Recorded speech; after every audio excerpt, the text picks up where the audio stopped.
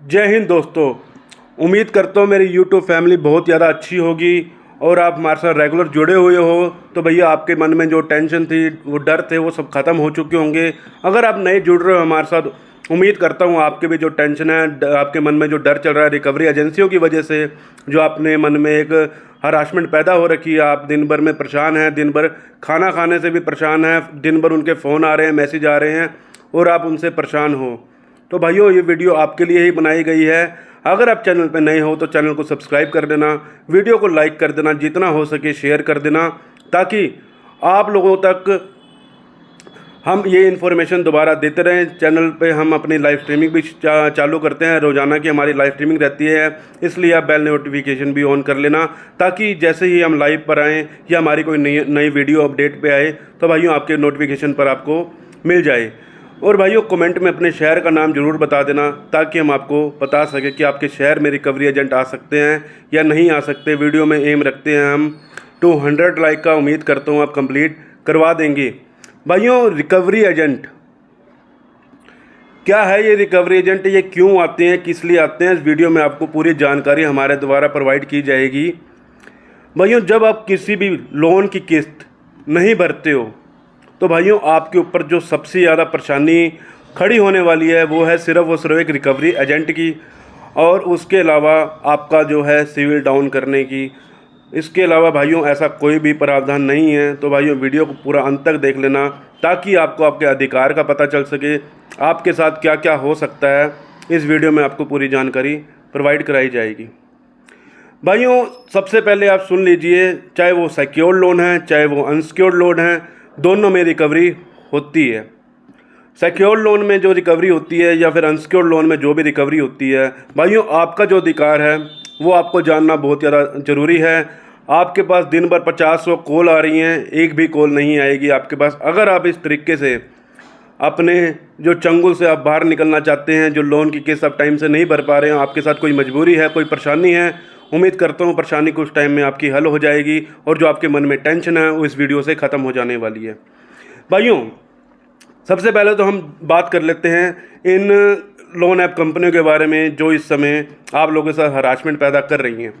भाइयों, सबसे पहले आप किसी एक भी ईएमआई को मिस कर देते हैं, किसी भी एक लोन की ईएमआई को मिस कर देते हैं, चाहे वो क्रेडिट कार्ड है, चाहे वो एनबीएफसी लोन है, चाहे वो बैंक का लोन है, किसी प्रकार का कोई भी लोन है, तो आपके साथ जो भी पहली प्रॉब्लम बनती है वो होती है आपके साथ फ़ोन कॉल पर ज़्यादा से ज़्यादा आपको फ़ोन कॉल करना और आपको प्रताड़ित करना, आपको परेशान करना।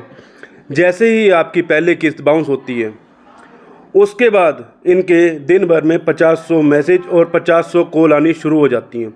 जैसे ही 50-100 कॉल आनी शुरू हो जाती हैं, आपके मन में एक भय बना रहता है कि भैया ये फ़ोन कर रहे हैं, ये हमारे घर पे रिकवरी एजेंट को भेजने की कोशिश कर रहे हैं। आपके घर पे रिकवरी एजेंट को भी भेजने का पूरा इन्होंने प्लान बनाया होता है। बहुत से लोग कहते हैं कि हमारे घर पे रिकवरी एजेंट आए थे, हमारे साथ ऐसे करा वैसे करा। तो भाइयों, इस वीडियो में मैं आपको सारी जानकारी दे दूंगा, वीडियो को पूरा देखना, ताकि आपको एक एक बात का पता चल सके आपके अधिकार क्या हैं। भाइयों, सबसे पहले अगर आपके पास किसी भी रिकवरी एजेंट का फ़ोन आता है तो भाइयों ज़रूरी नहीं है उनका फ़ोन को उठाना। अगर आपको दिन भर में 50-100 कॉल आ रही हैं तो भाइयों उम्मीद करता हूँ आपके पास अभी पैसा नहीं है, आने वाले समय पर पैसा आ जाएगा। जब भी आएगा आप इनकी पेमेंट कर दीजिएगा और ये चंगुल से बाहर निकल जाइएगा। अगर आपके पास इस टाइम ऑन द स्पॉट 1 रुपया भी नहीं है तो भाइयों आपने सिर्फ और सिर्फ एक छोटा सा काम करना है। अपने फ़ोन को थोड़े दिन के लिए या तो बंद कर सकते हैं तो बंद कर दीजिए। अगर आप बंद नहीं करना चाहते हो तो भाइयों आप आज की डेट में सभी के फ़ोन में फंक्शन है, अननोन कॉल को रिजेक्शन में डाल दीजिए, ताकि आपके पास किसी भी प्रकार की अननोन कॉल ना आए। अगर उसके बावजूद वो आपके घर पर भी आ रहे हैं, रिकवरी एजेंट भाइयों घर पर भी आ जाते हैं। कुछ रिकवरी कंपनियां रिकवरी एजेंट को घर पर भेजते हैं। क्रेडिट कार्ड के अधिकतर रिकवरी एजेंट घर पर आते हैं। अगर वो आपके घर पर आ रहे हैं, सबसे पहले आप उनसे डीआरए का सर्टिफिकेट मांगिए, दूसरा उससे कंपनी की आईडी मांगिए और तीसरा होम विजिट का लेटर मांगिए। अगर उनके पास ये तीनों चीज़ें नहीं हैं तो भाइयों उनको अपने घर में घुसने मत दीजिए। अगर उसके बावजूद भी आप उनको घर में घुसने दे रहे हो तो भाइयों आप ही सबसे बड़े बेवकूफ़ होगे, क्योंकि बिना आईडी प्रूफ के अगर कौन आ रहा है आपके घर पे, कौन स्कैमर आपके घर पर आकर स्कैम करके चला जाए आपको क्या पता। इसलिए आपको साफ कह रहा हूँ, किसी भी रिकवरी एजेंट को घर में घुसने की हिम्मत ना करने दें। और कुछ रिकवरी एजेंट ऐसे भी हैं जो आपको धमकियां दे रहे हैं कि हम आपके साथ ये कर देंगे, हम आपके साथ वो कर देंगे, हम आपके ऊपर ये वाला केस कर देंगे, ये वाला केस कर देंगे।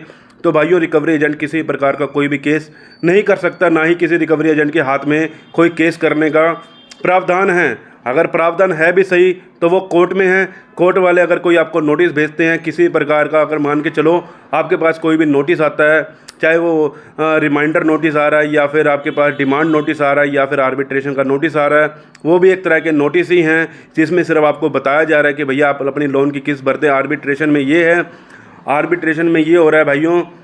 आर्बिट्रेशन का मतलब समझा देते हैं। आर्बिट्रेशन का मतलब है मध्यस्थता। मध्यस्थता में जब तक आप वहाँ पर मौजूद नहीं होंगे तो भैया आपका किसी भी प्रकार का कोई भी किसी प्रकार का आपका प्रॉब्लम नहीं आने वाली है। अगर प्रॉब्लम ये आती है, अगर आप आर्बिट्रेशन का नोटिस आता है तो उस पर आप ऑब्जेक्शन भी लगवा सकते हो। और रिकवरी एजेंट अगर आपको परेशान कर रहे हैं, आपके घर पर आकर गाली गलौज कर रहे हैं, तो आपका जो मेन अधिकार रह जाता है, आपने उसी समय ही, चाहे आप घर पे नहीं हो या आपके मम्मी पापा घर पर हैं, आपके माता पिता, आपके आस पड़ोस में कोई भी व्यक्ति है, अगर वो आपको उनको अगर परेशान कर रहे हैं तो भाइयों 112 पर कॉल कर देना, 100 नंबर पर फ़ोन कर देना। 112 पर फ़ोन करोगे तो पुलिस तुरंत आपके घर पर हाजिर होगी और उन रिकवरी एजेंटों के ऊपर खिलाफ कड़ी कार्रवाई की जा सकती है, क्योंकि रिकवरी एजेंट का काम ऐसा नहीं है।